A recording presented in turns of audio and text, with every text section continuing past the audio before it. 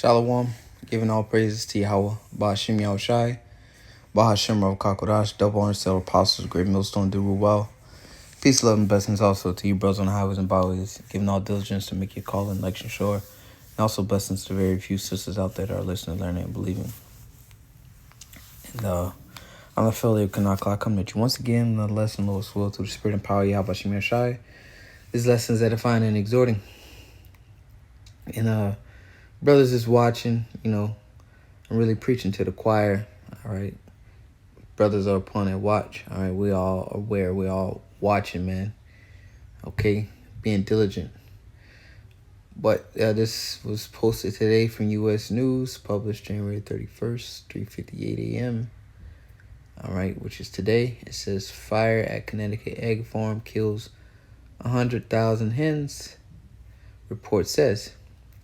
Basra and a brother pointed this out, okay, which is spiritual.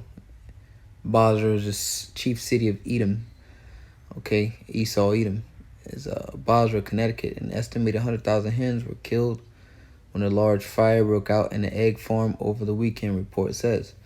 Okay, and us is in the know, we know, all right? As the saying goes, if you know, you know, all right? We believe this is,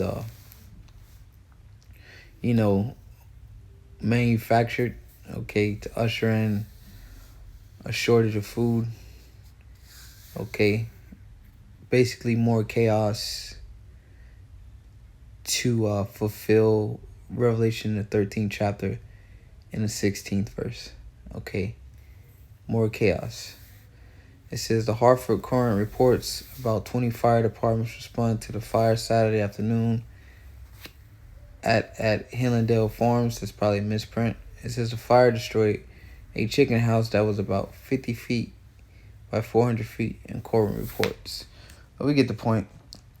Now, we was just going, if you haven't been living on a rock, this is happening.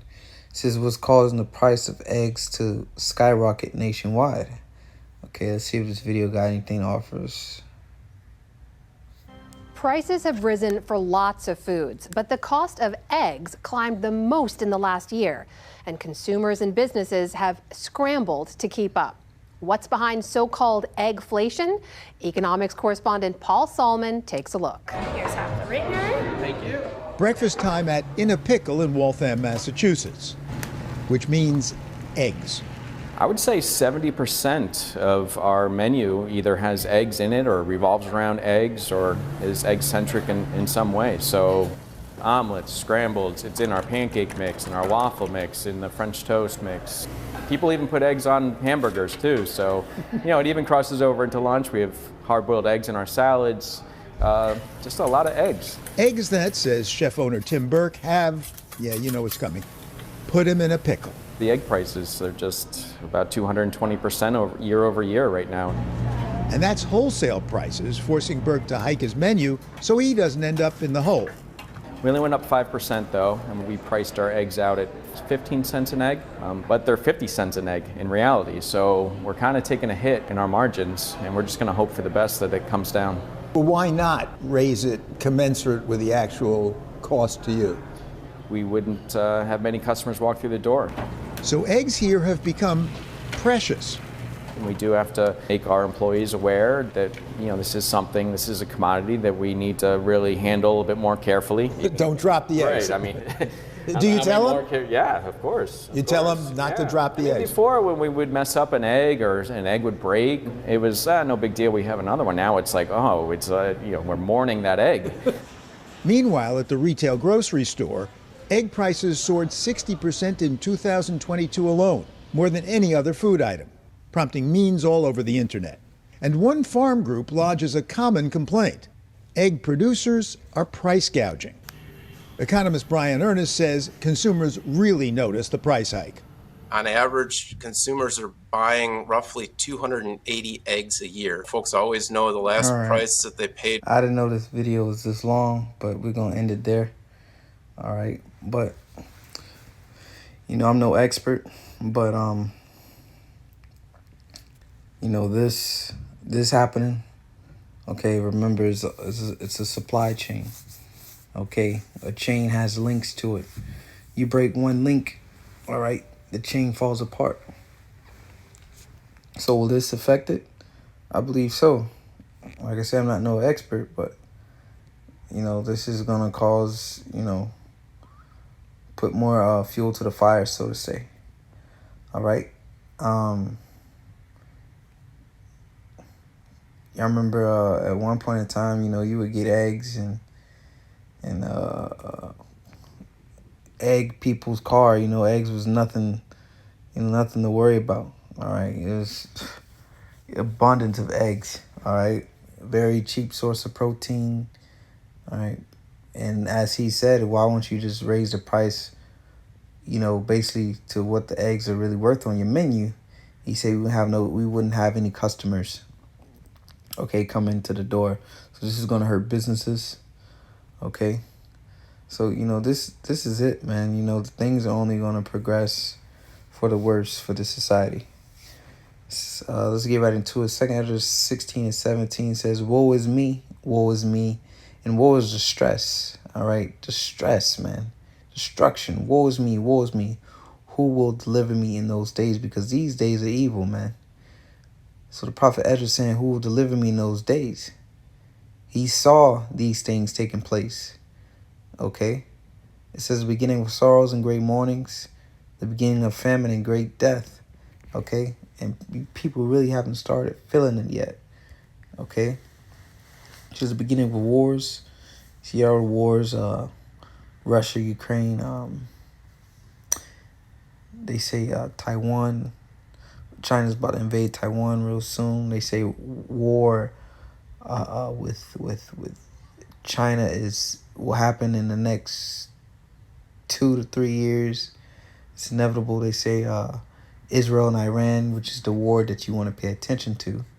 Okay, but beginning of wars, and the power shall stand in fear. The beginning of evils, as we always break down the word evil. Eve meaning time, ill meaning bad. So bad times. This is what shall I do when these evils shall come? Behold, famine, because that's what this is going to usher in. The egg shortage is going to usher in.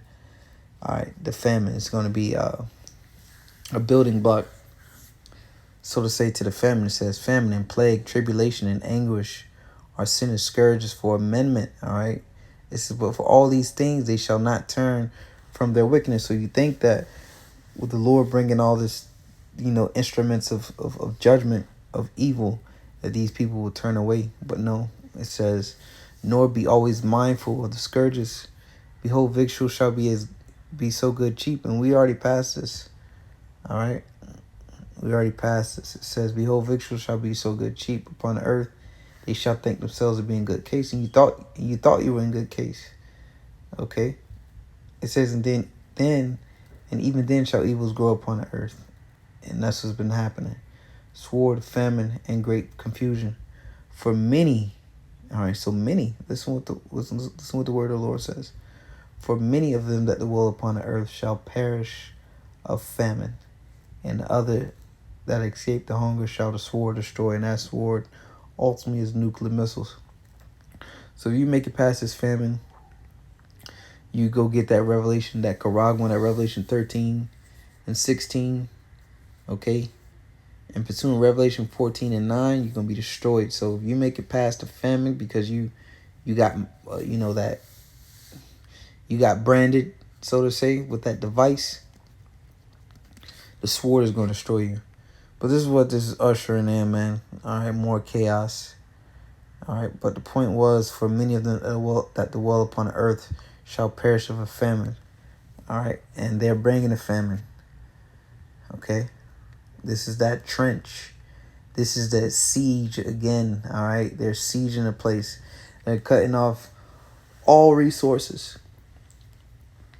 And before you know it, all right, the place will be besieged, man. Okay, and they will have the masses of the people at their, to bend at their will, on their knees, ready to accept the NWO, the New World Order. Okay, the right crisis is upon us.